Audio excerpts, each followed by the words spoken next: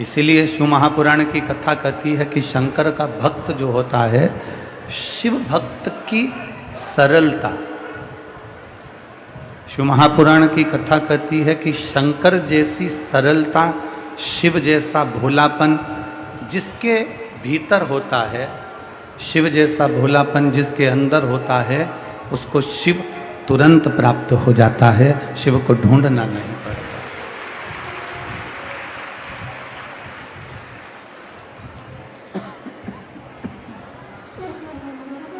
शंकर भगवान को प्राप्त करने के लिए आपको कहीं जाना नहीं है।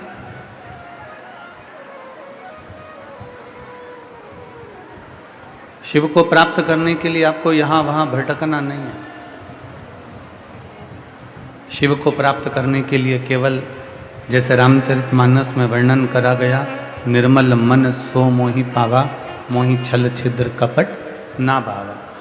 भगवान शंकर को पाने के लिए तुम्हारा निर्मल स्वभाव चाहिए। शिव जी को पाने के लिए तुम्हारा निर्मल मन चाहिए। हम आप इसे एक बात पूछें,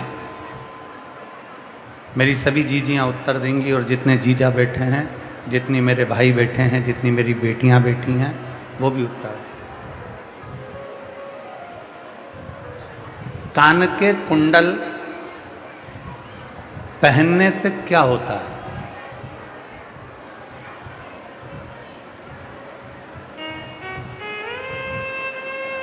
चलो बोलो, जल्दी से उत्तर दो। कान में कुंडल पहने हो आप लोग? बोलो तो जम के। कोई तुमसे पूछ ले कि कान में कुंडल पहनने से क्या होता है? कान में कुंडल पहनने से तुम्हारी सुंदरता बढ़ जाती है। कान में कुंडल पहनने से जिसने कुंडल पहन रखे हैं उसकी सुंदरता बढ़ जाती है। उसी तरह जैसे कान में कुंडल आया तो आपकी सुंदरता बाहर की बढ़ी, उसी तरह कानों के अंदर अगर शिव महापुराण पड़ जाए तो भीतर की सुंदरता भी बढ़ जाती है।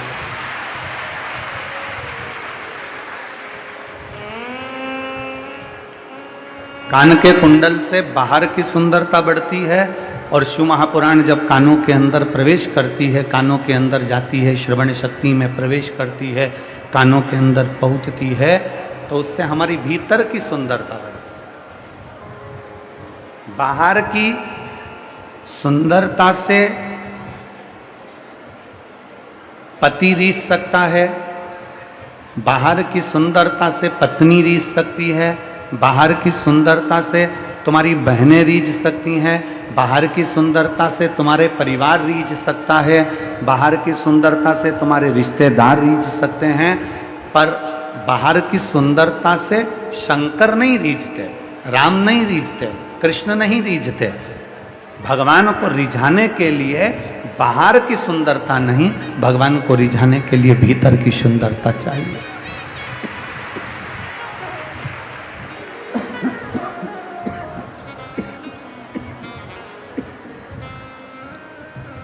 भगवान को रिझाने के लिए तुम्हारे भीतर की सुंदरता चाहिए। जितने भीतर से तुम सुंदर होगे, जितने भीतर से तुम श्रेष्ठ होगे, उतना परमात्मा मिलने के लिए आतुर है,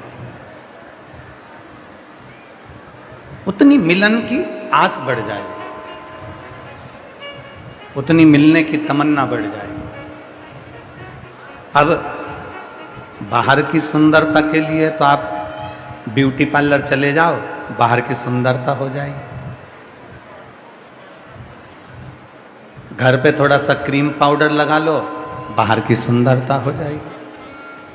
थोड़ा सा आभूषण पहन लो, बाहर की सुंदरता हो जाएगी।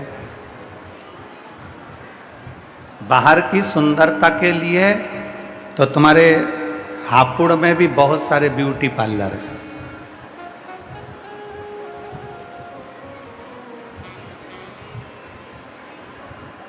वो जैन साहब के यहाँ से कथा स्थल तक आते हैं ना, तो बीच में जैन साहब के घर से लेकर ये जो पुल आता है, इसके बीच में भी 3-4 ब्यूटी पार्लर हैं। ऐसा नहीं कि नहीं। अब जब जैन साहब के घर से लेकर पुलिया तक 4 ब्यूटी पार्लर हैं, तो हापुड़ में जरा अंदाजा लगाना कितने ब्यूटी पार्लर होंगे। अब जरा विचार करिए, बाहर की सुंदरता के लिए पूरे हापुड़ में ब्यूटी पार्लर हैं, बाहर की सुंदरता के लिए पूरे दिल्ली में ब्यूटी पार्लर हैं, बाहर की सुंदरता के लिए पूरे गाजियाबाद में ब्यूटी पार्लर हैं, बाहर की सुंदरता के लिए पूरे मेरठ में ब्यूटी पार्लर हैं, पर भीतर की सुंदरता के लिए तो केवल ये 5 दिन का पार्लर लगा था, जो कल विराम हो जाए। ये भीतर की सुंदरता का, ये आत्मा की सुंदरता का। बाहर की सुंदरता से पति रीझेगा, पति आपका होगा। बाहर की सुंदरता से पत्नी रीझेगी, पत्नी आपकी होगी। पर भीतर की सुंदरता से पति पत्नी रीझे ना रीझे, पर भीतर की सुंदरता से मेरा महादेव रीझ जाता है, जो तुम्हारा हो जाता है। बोल बम का नारा है। तुम्हारे भीतर की सुंदरता को बढ़ाइए। जितने जितने आप भीतर से सुंदर होते चले जाओगे, जितने जितने आप मन से सुंदर होते चले जाओगे, निर्मल मन सो मोहि पावा। जितने आप भीतर से सुंदर होगे, मन से सुंदर होगे, हृदय से पवित्र होगे, उतना उतना परमात्मा तुम्हारे नजदीक आता चले जाएगा, उतना उतना भगवान तुम्हारे करीब में आता चले जाएगा। भीतर की सुंदरता हमें परमात्मा के करीब ले जाती है।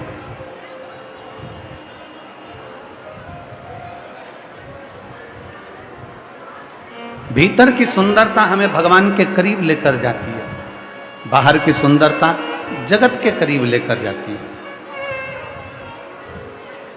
इसलिए शिव महापुराण की कथा कहती है, भगवान शंकर का चरित्र कहता है, शिव तत्व कहता है कि दुनिया की कोई किताब तुम पढ़ो मत पढ़ो, ये तुम्हारी मर्जी। शिव महापुराण की कथा कहती है, दुनिया की कोई किताब पढ़ो मत पढ़ो, दुनिया की कोई पुस्तक पढ़ो मत पढ़ो, ये तुम्हारी मर्जी है। पर शिव महापुराण की कथा कहती है कि दुनिया की सबसे अच्छी पुस्तक, दुनिया की सबसे अच्छी किताब अपना मन है, इसलिए इस मन को एक बार जरूर पढ़ना चाहिए। दुनिया की सबसे अच्छी पुस्तक, दुनिया की सबसे अच्छी किताब अपन स्वयं है। दुनिया की सबसे बड़ी किताब, दुनिया की सबसे सुंदर किताब, सबसे अच्छी पुस्तक अपन स्वयं है। अपने आप को, स्वयं को थोड़ा सा पढ़ो।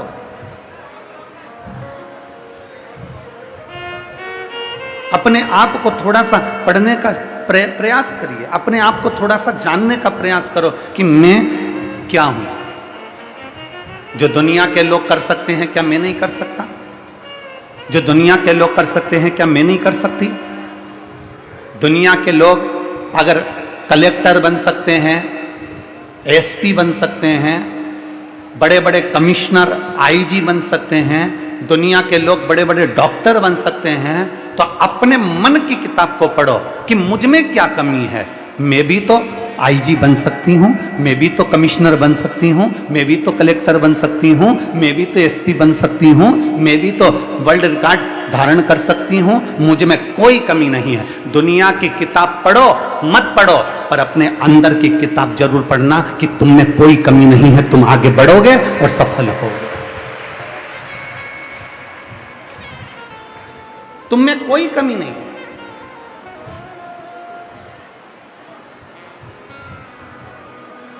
दुनिया के लोग कहते हैं तेरे बस की नहीं है, दुनिया के लोग कहते हैं ये तेरे बस की नहीं है। आप लोग हमारी बात पर हंसेंगे, विचार करेंगे कि गुरुजी ऐसी बात कहते हैं। कभी मौका मिले तो हमारे आशीष जी से हमारे बाल्यावस्था पूछिएगा। आशीष हो, आकाश हो, जो बच्चे हमारे साथ में पहले रहे हैं, वो हमको आके बताते हैं गुरुजी ये नहीं हो पा रहा, ये हो पाएगा नहीं, हमने बहुत मेहनत कर ली, हमने बहुत प्रयास कर लिया, गुरुजी ये नहीं हो पाएगा। फिर आखिरी में आप पूछना इन बच्चों से, तो हम खुद उठकर जाते थे और हम कर कर बताते थे कि दुनिया में ऐसा कोई काम नहीं है जो संसार का मनुष्य नहीं कर सकता।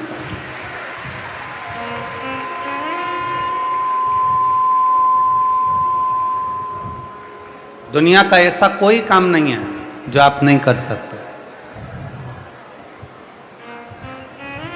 जब दुनिया का कोई व्यक्ति कलेक्टर बन सकता है, एसपी बन सकता है, कमिश्नर बन सकता है, आईजी बन सकता है, कोई बड़ा ऑफिसर बन सकता है, तो आप क्यों नहीं बन सकते?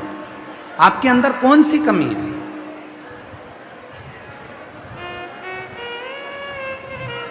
बस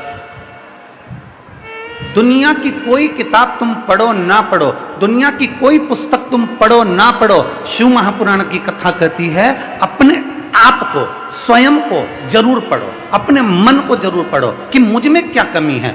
मेरे घर के लोग कहते हैं तू ये नहीं कर सकता, मैं वो कर कर बताऊंगा। मेरे परिवार के लोग करते हैं ये तू कर नहीं सकता, मैं वो करके बताऊंगा। लोग कहते हैं तू कलेक्टर नहीं बन सकता, एसपी नहीं बन सकता, तू ये नहीं बन सकता, वो नहीं बन सकता। अपने मन की किताब को जब पढ़ोगे, अपने भीतर को जब पढ़ोगे, अपने अंदर की ऊर्जा को जब देखोगे तो तुम्हें समझ में आएगा।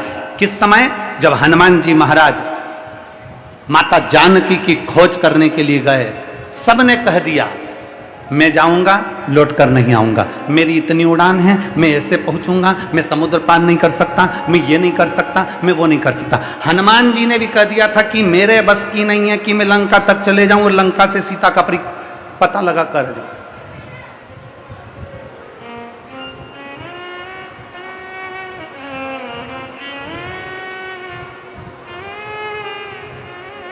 श्री हनुमान जी महाराज ने भी कह दिया था कि मेरे बस की बात नहीं है कि मैं चले जाऊं और जानकी जी का पता लगा कर आऊं। तब श्री जामवंत जी ने हनुमान जी को रोका और हनुमान जी से कहा, सुन रहे हनुमान, मैं तो बूढ़ा हूं, मैं चाहता तो अब भी एक छलांग लगाता और लंका पहुंच जाता, मैं बूढ़ा हूं हनुमान, पर तू जवान है। हनुमान ऐसा मत बोल कि तू नहीं जा सकता, अपने अंदर झांक, अपने अंदर पढ़, अपने भीतर अपने वीरता का स्मरण कर कि तुझ में कोई कमी नहीं है, तू लंका जाएगा भी, आग लगाकर वापस आएगा भी, ये निश्चितता है। जाओ हनुमान, जाओ तुम। और हनुमान जी ने अपने भीतर झांक कर देखा, फिर उनको याद आया कि मुझे जाना है और सीता का पता लगा कर आना। प्रत्येक व्यक्ति में वो ऊर्जा है, प्रत्येक व्यक्ति में वो बल है, प्रत्येक व्यक्ति में वो आनंद है। बस तुम्हें अपने भीतर झांकने की जरूरत है, तुम्हें अपने भीतर अपने मन की पुस्तक को पढ़ने की जरूरत है। तुम कम नहीं, तुम्हारे भीतर वो ऊर्जा, वो बल है। आप लोगों ने रामचरितमानस का एक चरित्र श्रवण करा होगा कि माता जानकी जी का स्वयंवर।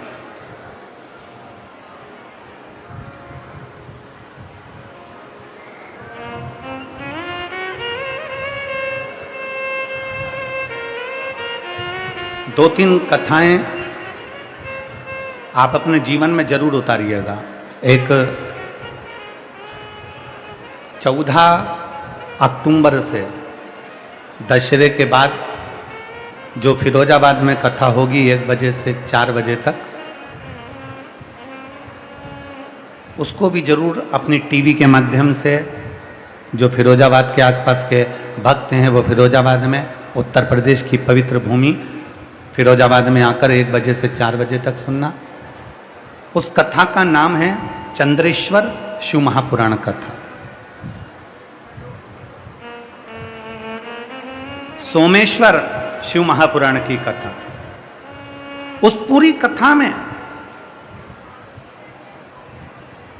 कई लोग कहते हैं हमारे शरीर में ये काया का रोग हो गया गुरुदेव, मेरे शरीर पर सफेद सफेद चट्टे पड़ गए, सफेद दाग पड़ गए। कोई कहता है मेरा शरीर काला पड़ गया, कोई कहता है मेरा चेहरा ऐसा हो गया, कोई कहता है मेरा स्वरूप ऐसा हो गया, मुझे चर्म रोग हो गया, मुझे ये रोग हो गया। उनसे निवेदन है 14 अक्टूबर से 20 अक्टूबर तक जो फिरोजाबाद में कथा हो रही है 1 बजे से 4 बजे तक, उसको टीवी पर भी सुनना और बन सके जो आसपास के हों वहां पर जाकर सुनना। उस कथा में आप पाएंगे कि चंद्रदेव के माध्यम से, सोमेश्वर के माध्यम से शंकर की आराधना कैसे करी जाती है, और उस आराधना से मात्र 1 लोटा जल चढ़ाने का तरीका आना चाहिए, और उस जल चढ़े हुए जल का आचमन करने से हमारे शरीर के कोई भी रोग हो वो समाप्त कैसे हो सकते हैं, उस कथा में अपन स्मरण करें। कभी मौका लगे, कभी स्मरण हो आपकी चित्तवृत्ति में तो जरूर सुनो। और एक कल कथा का वर्णन करा था 4 तारीख से 4 नवंबर से 8 नवंबर IMT ground sector 66 Faridabad Haryana,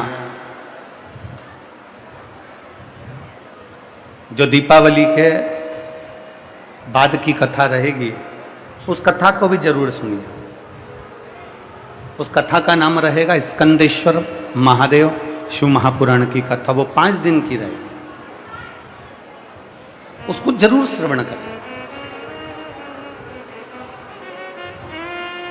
जिस नारी के 25 साल हो गए हो, 30 साल हो गए हो, 35 साल हो गए हो, 40 साल भी हो गए हो और औलाद नहीं हुई हो, तो वो 5 दिन की फरीदाबाद की कथा, हरियाणा की कथा जरूर सुनो, श्रवण करो। एक रामचरितमानस का बड़ा सुंदर संवाद है। रामचरितमानस का बड़ा सुंदर एक संवाद आता है कि माता जानकी का स्वयंवर हुआ और माता जानकी के स्वयंवर में सबको बुलाया, पर अवध में दशरथ जी के यहां पर पत्र नहीं भेजा गया, अयोध्या पत्र नहीं गया।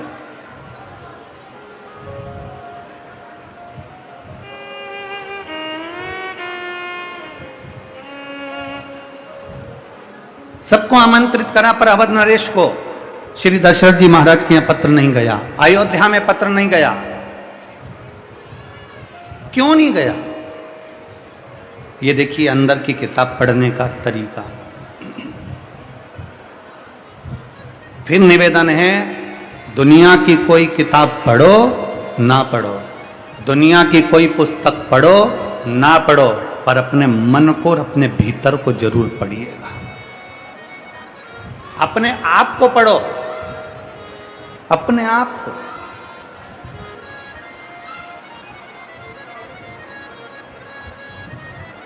जनकपुरी से पत्र गए, सभी जगह सीता जी का स्वयंवर है, मां जानकी का स्वयंवर है, माता जानकी का स्वयंवर है, पर पत्र अयोध्या नहीं गया, अवध नहीं गया, अवध नहीं गया। कारण केवल एक था। एक बार राजा जनक जी के सेनापति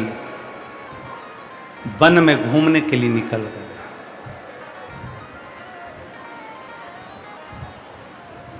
और राजा जनक जी का सेनापति जब वन में घूमने के लिए निकले,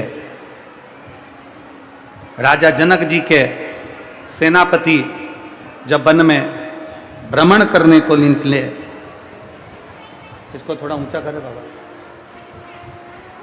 और इधर वाला भी जरा सा ऊंचा करिए। राजा जनक जी के सेनापति जब भ्रमण करने के लिए निकलते हैं, घूमने के लिए निकलते हैं, छोड़ा और हिरण को साध कर जब बाण छोड़ा, हिरण भागता गया, सेनापति उसके पीछे पीछे भागते गए। हिरण भागता गया, सेनापति उसके पीछे पीछे भागते गए, और भागते भागते वो हिरण अयोध्या में कब प्रवेश कर गया, अवध की सीमा में कब प्रवेश कर गया, ये उस सेनापति को नहीं मालूम पड़ा। और उसने साध कर बाण छोड़ा हिरण के लिए। जैसे ही बाण छोड़ा हिरण के लिए, वो हिरण को तो नहीं लगा, पर अयोध्या की एक गाय को लग गया।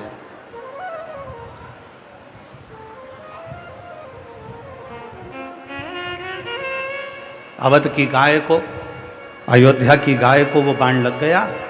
अवध में, अवधपुरी की उस नगरी में बाण लगने से गाय मर गई, प्राण छूट गए। सेनापति पेड़ के पीछे खड़ा हो गया, वृक्ष के पीछे, कि मेरी नगरी में मैंने हिरण को साधा था बाण और वो गाय को लग गया, और गाय वो भी अवध की, अयोध्या की। सेनापति पीछे हो गए। सेनापति के साथ में जो दूत थे वो भाग कर गए, राजा जनक जी को सूचना दे दी। जनक जी महाराज महाराज महाराज। राजा जनक ने पूछा क्या हो गया? राजा जनक जी से कहा कि सेनापति ने बाण छोड़ा था हिरण को और वो बाण लग गया गाय को। गाय को? तो कहाँ की गाय को? तो कहा अवध की गाय को, अयोध्या की गाय को वो बाण लग गया। जनक जी को जैसे ही मालूम पड़ा, जनक जी आंख में आंसू भरकर गौ माता गौ माता गौ माता गौ माता पुकारते पुकारते पुकारते पुकारते दौड़ पड़े, दौड़ पड़े। गौ माता पुकारते पुकारते जैसे ही जनक जी दौड़े, दौड़ कर देखा, जब जनक जी ने, सेनापति पेड़ के पीछे छुपे हुए थे, जनक जी भी वृक्ष के पीछे खड़े हो गए कि ये गाय हमारे नगर की नहीं, ये गाय तो अवध की है, अयोध्या की है। अब हम अयोध्या में कैसे प्रवेश करें, क्या करें? छुप गए। जैसे ही छुपे हुए थे जनक जी महाराज, इतने में वहां से एक स्त्री निकल कर जा रही थी, और वो नारी निकल कर जा रही थी अवध की। दशरथ जी महाराज के पास सूचना देने के लिए दौड़ पड़ी। अवध में अयोध्या नरेश की जय हो, अवध नरेश की जय हो, अयोध्या नरेश की जय हो। पूछा दशरथ जी ने, कैसे आना हुआ, क्या हो गया? सुबह सुबह का समय आप इतने बिलख क्यों रही हो, क्या हो गया? तब उस नारी ने कहा, महाराज हमारे नगर में पहली बार कोई गाय मरी पड़ी है, हमारे नगर में पहली बार कोई गाय मरी पड़ी है। अयोध्या नरेश, दशरथ जी ने कहा, अपने नगर में? हाँ अपने नगर में। हाँ, क्या करा जाए? अवध नरेश ने उसी समय पर सूर्य नारायण भगवान को अर्घ देकर लोटे का जल ले जाकर शंकर भगवान का अभिषेक करने जा रहे थे। उसी लोटे का जल तुरंत हाथ में, उसी लोटे को उस स्त्री को पकड़ा दिया। स्त्री से कहा, लिए जल ले जाओ, मैं शंकर जी को चढ़ाने के लिए जा रहा था। शिव अमर बूटी देने वाले हैं, इस जल को उस गौ माता पर छींट देना, मुझे उम्मीद है गाय जीवित होगी। उस स्त्री ने कहा अवध नरेश से कि दशरथ जी, ये गाय पानी से जीवित हो सकती है? अवध नरेश कहते हैं कि मैंने दिल से देव अधिदेव महादेव की आराधना करी है, मैंने दिल से सूर्य नारायण की आराधना करी है, मैंने दिल से शंकर भगवान की आराधना करी है, और मेरा विश्वास कहता है कि वो गाय जीवित होगी। अभी आपको कथा में कहा था, कोई किताब पढ़ो मत पढ़ो, पर अपने मन की किताब को पक्का पढ़कर रखना कि हमारा बल प्रबल होना चाहिए। ये मेरा विश्वास कहता है कि अवध में वो गाय जीवित होगी। स्त्री पानी का लोटा लेकर दौड़ी, जल लेकर दौड़ी, और जल ले जाकर जैसी गाय पर छींटा, गाय जीवित हो गई। जनक जी महाराज पेड़ के पीछे से खड़े होकर देख रहे थे कि एक स्त्री के हाथ से, दशरथ जी से लाए हुए पानी से जब गाय जीवित हो सकती है, तो जनक जी ने विचार कर लिया, मैं अपनी बेटी के स्वयंवर में अवध में पत्र नहीं भेजूंगा, क्योंकि अवध में अगर पत्र जाएगा, दशरथ जी के हाथ में पत्र लग जाएगा, और दशरथ जी अगर धनुष यज्ञ में आ गए तो मेरी बेटी सीता को ब्याह कर ले जाएंगे। मैं बूढ़े के साथ बेटी नहीं ब्याहना चाहता, इसलिए मैं अयोध्या में पत्र नहीं भेजूंगा, मैं अवध में पत्र नहीं भेजूंगा, मैं अयोध्या में पत्र नहीं भेजूंगा। उनको नहीं मालूम था कि अवध में राम जी प्रकट हो गए, उनको नहीं मालूम था कि अवध में लक्ष्मण जी प्रकट हो गए, भरत जी प्रकट हो गए, शत्रुघ्न जी प्रकट हो गए, उनके स्मरण में नहीं था। वो तो समझे कि दशरथ जी महाराज के घर में कोई संतान नहीं है, और दशरथ जी आएंगे, धनुष उठाएंगे, तोड़ देंगे, और बेटी ब्याह कर ले जाएंगे।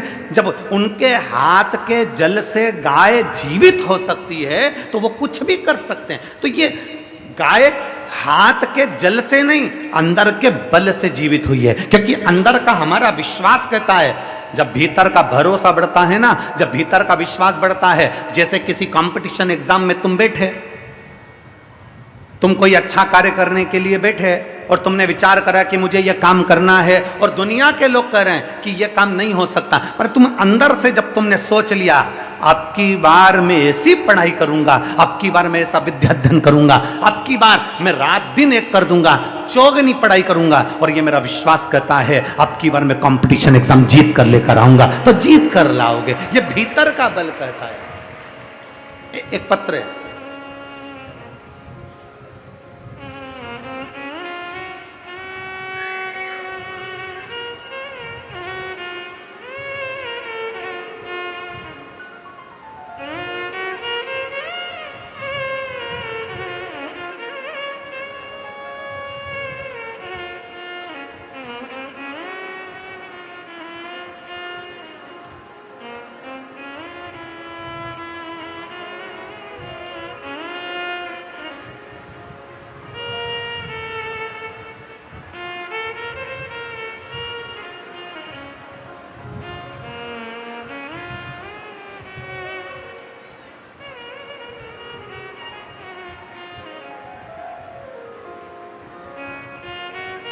मैं राकेश सिंह, निवासी शुभम